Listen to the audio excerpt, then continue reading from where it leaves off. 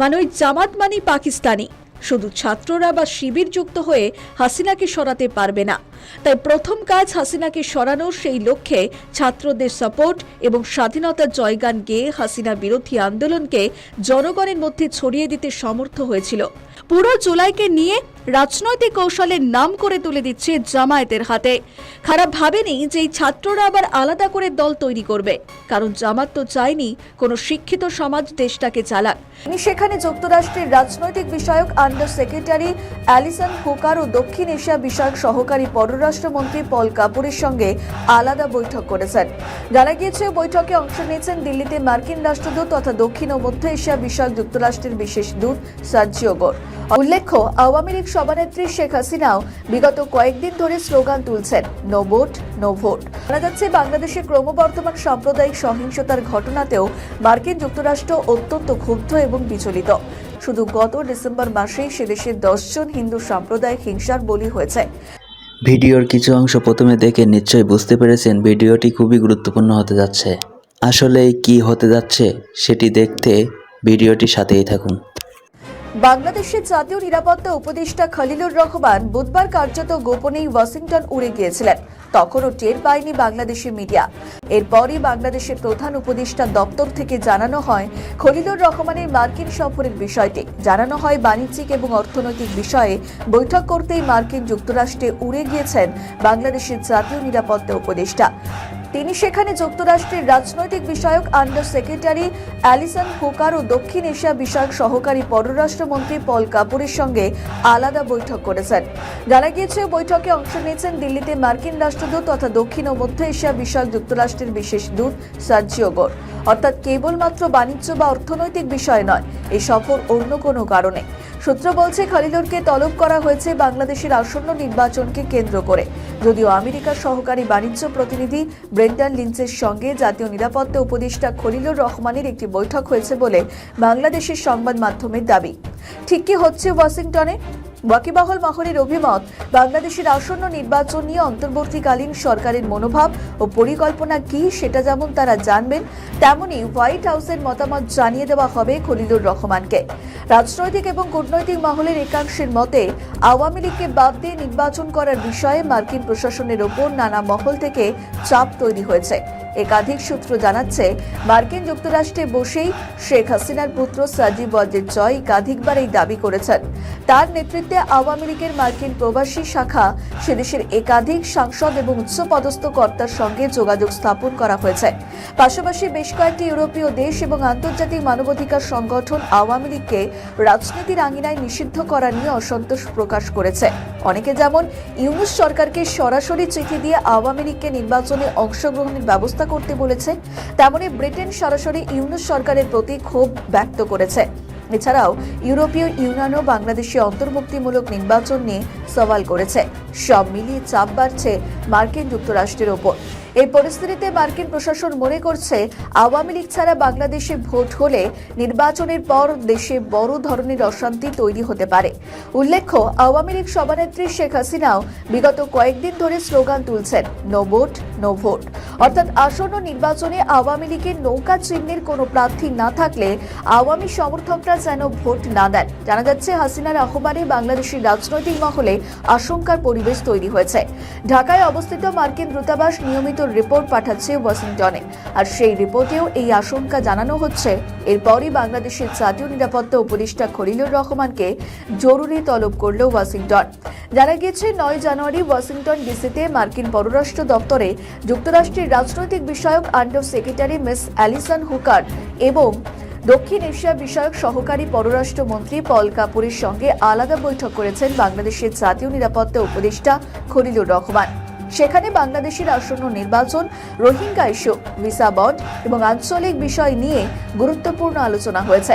পাশাপাশি অর্থনৈতিক এবং বাণিজ্যিক সম্পর্ক নিয়েও কথা হয়। আন্ডার সেক্রেটারি অ্যালিসন হুকারের সঙ্গে বৈঠকে খলিলুর রহমান আসন্ন সাধারণ নির্বাচনের প্রস্তুতি ও ব্যবস্থাপনা সম্পর্কে জানান।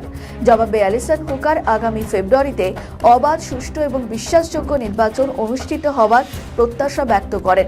জানা গিয়েছে, এই বৈঠকে খলিলুর রহমান একটি গুরুত্বপূর্ণ চাল চালেন।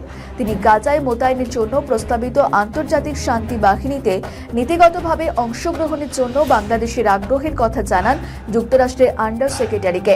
ওয়াকিবহাল মহল বলছে, পাকিস্তানি গাজায় সেনা নিয়ে যেখানে এখনো অনিশ্চয়তা রয়েছে, সেখানে বাংলাদেশের সেনা পাঠানোর প্রস্তাব যুক্তরাষ্ট্রের মনে ধরবে। অন্যদিকে আলাদা বৈঠকে সহকারী পররাষ্ট্রমন্ত্রী পল কাপুরের সঙ্গে ডক্টর খলিলুর রহমান বাংলাদেশে আসন্ন নির্বাচন, বাংলাদেশ যুক্তরাষ্ট্র দ্বিপক্ষীয় সম্পর্ক, রোহিঙ্গা সংকট, মার্কিন ভিসা বন্ড নিয়ে আলোচনা করেছেন বলে সূত্রের খবর। জানা যাচ্ছে, বাংলাদেশে ক্রমবর্ধমান সাম্প্রদায়িক সহিংসতার ঘটনাতেও মার্কিন যুক্তরাষ্ট্র অত্যন্ত ক্ষুব্ধ এবং বিচলিত। বাংলাদেশের সংখ্যালঘুদের বৃহত্তম সংগঠন বাংলাদেশ হিন্দু বৌদ্ধ খ্রিস্টান ঐক্য পরিষদ দাবি করেছে, শুধু গত ডিসেম্বর মাসেই সেদেশের 10 জন হিন্দু সাম্প্রদায়িক হিংসার বলি হয়েছে। 50টির বেশি পরিবারের ওপর হামলা, চুরি, ডাকাতি, ধর্ষণের ঘটনা ঘটেছে। এটা নিয়ে ক্ষোভ প্রকাশ করেছেন পল কাপুর। আর এই বৈঠকে অংশ নেন দিল্লিতে মার্কিন রাষ্ট্রদূত তথা দক্ষিণ ও মধ্য এশিয়া বিষয়ক যুক্তরাষ্ট্রের বিশেষ দূত সার্জিও গোর। ফলে বৈঠকটি অত্যন্ত গুরুত্বপূর্ণ বলে মনে করছে ওয়াকিবহাল মহল। মনে করা হচ্ছে, খুব শীঘ্রই বড় কোনো আপডেট সামনে আসবে আসন্ন নির্বাচনে আওয়ামী লীগের অংশগ্রহণের বিষয়ে। ওই জামাত মানি পাকিস্তানি, শুধু ছাত্ররা বা শিবির যুক্ত হয়ে হাসিনাকে সরাতে পারবে না। তাই প্রথম কাজ হাসিনাকে সরানোর, সেই লক্ষ্যে ছাত্রদের সাপোর্ট এবং স্বাধীনতার জয়গান গেয়ে হাসিনা বিরোধী আন্দোলনকে জনগণের মধ্যে ছড়িয়ে দিতে সমর্থ হয়েছিল। যখন আন্দোলন আশানুরূপ ফল দিতে পারছিল না, তখন আবু সাইদ মুগ্ধদের পিছন থেকে হত্যা করে পুলিশের ওপর দায় চাপিয়ে দেশের সাধারণ মানুষকে খেপিয়ে সরকারের পতন ঘটায় জামাত। তারা আগের থেকেই পরিকল্পনা করে রেখেছিল যে একবার সরকার ফেলে ক্ষমতা হাতে নিতে পারলেই সবাইকে সাইড করে তারা মুক্তিযুদ্ধ বিরোধী ক্ষমতা কায়েম করতে পারবে। আর বর্তমান পরিস্থিতিতে হয়েছেও তাই। এমনকি বিএনপি যে ভোট জিতে ক্ষমতায় যেতে পারবে তার নিশ্চয়তা বিএনপির বড় বড় নেতারাও দিতে পারবে না। জামাত ভেবেছিল ছাত্ররা আন্দোলন করে সরকার ফেলে দিয়ে হয় নিজেদের জায়গায় ফিরে যাবে, আর নয়তো জামায়াতের রাজনীতি করবে। তারা ভাবেনি যে এই ছাত্ররা আবার আলাদা করে দল তৈরি করবে, কারণ জামাত তো চায়নি কোনো শিক্ষিত সমাজ দেশটাকে চালাক। যারা নারীদের সম্মান করবে, রাজনীতি করতে দেবে, পর্দা সরিয়ে লোক সমাজে আসার অনুমতি দেবে, এগুলি তো জামায়াতের রাজনীতিতে নেই। তাই তারা কোনো মহিলাকে তাদের দল থেকে প্রার্থী হতে দেয়নি। আর জামায়াতের সঙ্গে জোট করার কারণে এনসিপির মহিলা নেত্রীরা দল থেকে সরে দাঁড়িয়েছে। বাংলাদেশের রাজনীতিতে এনসিপি এখন শুধুমাত্র সস্তার বোরে। ফলে এনসিপির অবস্থা এখন জলে কুমির আর ডাঙায় বাঘ। তাদের এখন বাঁচার মরিয়া চেষ্টা। শুধু রাজনীতিতে নয়, দেশে বেঁচে থাকতে হলেও তাদের জামায়াতের মতো দলের সহযোগিতা প্রয়োজন। কিন্তু জামাত তাদের ব্যবহার করেই ছেড়ে দেবে। ফলে এনসিপি কতদিন তাদের দলটিকে টিকিয়ে রাখতে পারবে সেটাই বড় প্রশ্ন। শোনা যায় তারা বিএনপির সঙ্গে আসন সমঝোতা করতে গিয়ে বিফল হয়েছিল। তাছাড়া বিএনপি জিতলে যিনি প্রধানমন্ত্রী হবেন সেই তারেক রহমান সম্বন্ধেও খারাপ মন্তব্য করে বিএনপির বিরাগভাজন হয়েছে নতুন এই দলটি। এখনও তারা বিএনপিকে চাঁদাবাজ বলেই সম্বোধন করে। আর এখানেই তারা রাজনৈতিক মূর্খতার পরিচয় দিয়েছে। তাদের লড়াই ছিল আওয়ামী লীগের বিরুদ্ধে। তারা সেই লড়াই জিতেছে, কিন্তু আবেগের লড়াই জিতে কৌশলের লড়াই হেরে গিয়েছে। তারা যদি বিএনপি এবং জামায়াত এই দুই দলের সঙ্গেই তাদের দর কষাকষির দরজাটা খুলে রাখতে পারত, তাহলে আজ তাদের জামায়াতের কাছে ঠকতে হতো না। জানা যাচ্ছে জামায়াত তাদের 30টি আসনে প্রার্থী দিতে দেবে বলে জোট করিয়ে এখন 10টি আসনের বেশি ছাড়তে চাইছে না। আর এক্ষেত্রে তাদের যুক্তি হলো এনসিপির গ্রহণযোগ্যতা শুধু সমাজ মাধ্যমে।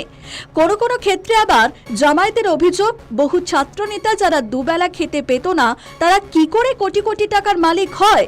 এছাড়াও এনসিপি দলটি না থাকার মূল কারণ হলো সংসদ নির্বাচন সামনে রেখে একে একে জাতীয় নাগরিক পার্টি থেকে সরে যাচ্ছেন দলের নারী নেত্রীরা। ত্রয়োদশ জাতীয় সংসদ নির্বাচন ঘিরে জামায়াত ইসলামী সহ 8 দলের সঙ্গে জোটবদ্ধ হওয়ার সিদ্ধান্তের বিরোধিতা করে এই জনপ্রিয় নেত্রীরা পদত্যাগ করেছেন। এর পরিপ্রেক্ষিতে এনসিপির আহ্বায়ক নাহিদ ইসলাম বলেছেন, নির্বাচন সুষ্ঠু করার জন্য বৃহত্তর ঐক্যের স্বার্থে জামায়াত সহ সমমনা 8 দলের সঙ্গে তারা নির্বাচনে অংশ নিচ্ছেন।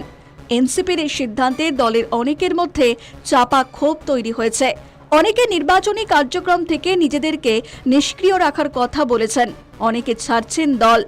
জামায়াতের সঙ্গে এনসিপির জোটের এই সিদ্ধান্তের প্রতিবাদে দলের সব নির্বাচনী কার্যক্রম থেকে নিজেকে সরিয়ে নেওয়ার ঘোষণা দিয়েছেন এনসিপির যুগ্ম আহ্বায়ক নুসরাত তাবাসসুম। তিনি বলেছেন, এই জোটবদ্ধ হওয়া তৃণমূলের নেতাকর্মীদের সঙ্গে এক ধরনের প্রবঞ্চনা। তিনি বলেছেন, এই সমস্ত ঘটনাবলীর পরিপ্রেক্ষিতে আমি নুসরাত তাবাসসুম প্রাথমিকভাবে নির্বাচনকালে নিজেকে পার্টির সব কার্যক্রম থেকে নিষ্ক্রিয় করছে।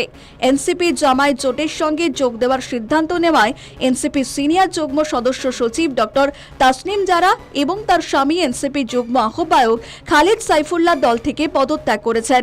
এনসিপি যুগ্ম আহ্বায়ক ডক্টর তাজনুমা জাভিনও দল থেকে পদত্যাগ করেছেন। তাজনুমা বলেছেন, নিজেরও ভালো লাগছে না এভাবে ছেড়ে যেতে, কিন্তু যারা এই দেশ এই সংসদে চায় নাই তাদের সমঝোতায় একদম শুরুতেই এমপি হতে চাওয়া বা যারা এদের কল্যাণে এমপি হওয়ার জন্য হাবাইত্তার মতো করছে তাদের নেতৃত্ব মানা আমার পক্ষে ঠিক গণ অভ্যুত্থানের পরের বছর অসম্ভব।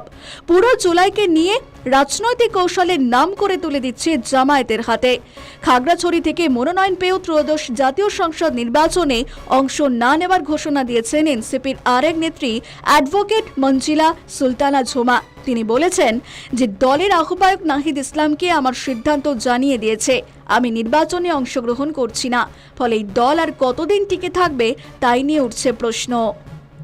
ব্যুরো রিপোর্ট, নিউজ বর্তমান।